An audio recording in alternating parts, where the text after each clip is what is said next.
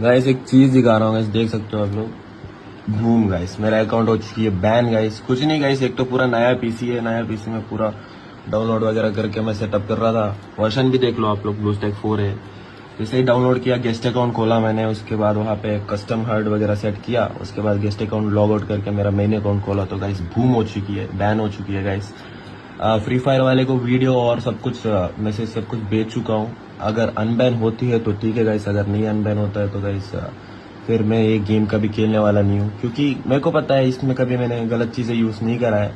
तो फालतू में ऐसे ही बैन कर दे रहे, मतलब इस गेम खेलने का कोई मतलब ही नहीं है गाइस। तो आप लोग को भी यही बता रहा हूँ कि कोई गेम में टॉपअप मत करना गाइस, क्योंकि कोई गारंटी नहीं है इस गेम का, कभी भी कुछ भी हो सकता है। देख सकते हो बूम हो चुकी है गाइस, उड़ चुकी है फाइनली। हैकर हैकर बोल रहे थे और ये लो गाइस।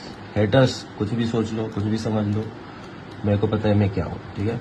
घंटा फर्क नहीं पड़ता है।